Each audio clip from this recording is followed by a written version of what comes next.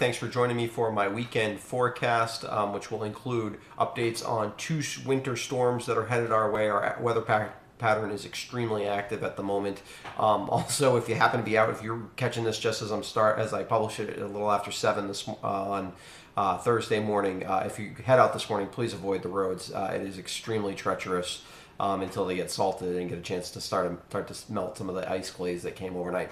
So the weather pattern is extremely busy. We have our winter weather event coming Friday night into Saturday morning, New Year's night into Saturday morning, and then we'll have a snowstorm that's headed our way for Sunday, late Sunday afternoon, probably early evening. Things get started, and that'll continue in through midday on Monday.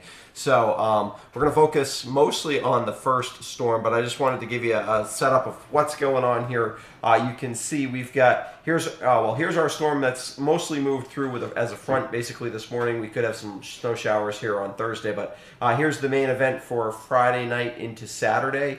This track has shifted some. We look more sleety than freezing rain at the moment, which is really good. I'll show you the details on that in a second. And then this piece of upper level energy represents our storm for Sunday night.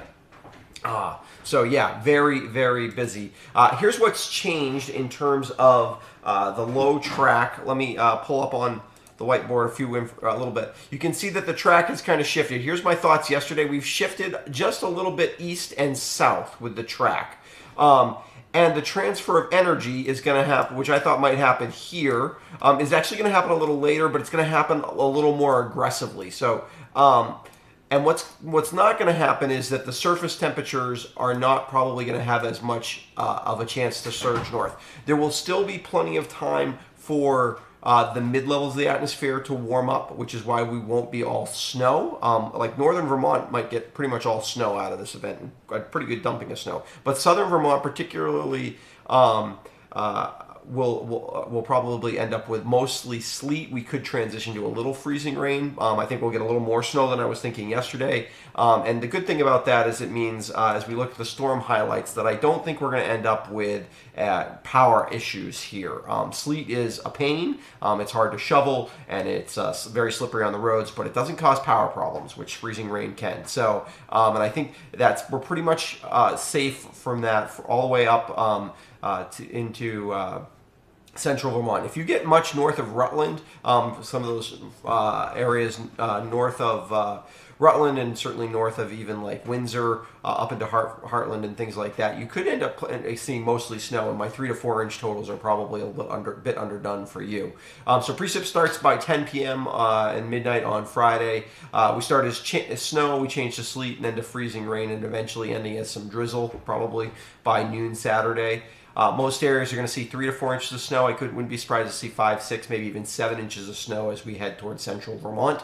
Sleet looks to be the dominant form of precipitation for southern Vermont, which will help prevent those power outages. Still looking at a glaze of 0.1 to 0.2 inches of ice on top of the sleet. And like I said, I'm less worried about the power outages with the slightly quicker transfer of energy. For the storm on Sunday night, this storm looks like all snow. It's a coastal storm. We got plenty of cold air at that point. It won't be super cold, but there should be enough cold air to keep us all snow in southern Vermont. It will continue through midday on Monday, and accumulations look moderate at this point. I think it'll be a pretty good dumping of snow. Doesn't look to be a massive storm. A couple walls give us quite a bit of snow, but I think definitely plowable, and should be a nice coating of snow that'll cover up all this ice and things like that we've gotten over the last little bit. If you've got questions on any of the specifics, certainly you can ask on my on the social media posts and things like that, or in the comments of the YouTube video.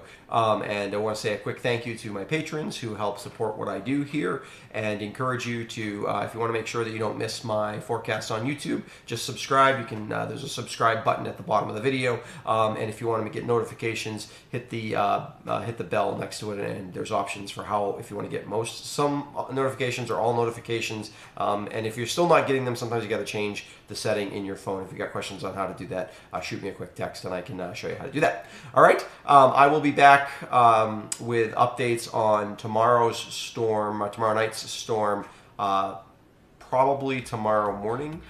So look for that. I'll post about when I'm going to do that on my social media. Okay. Until then, take care, and if you're driving this morning, please be careful.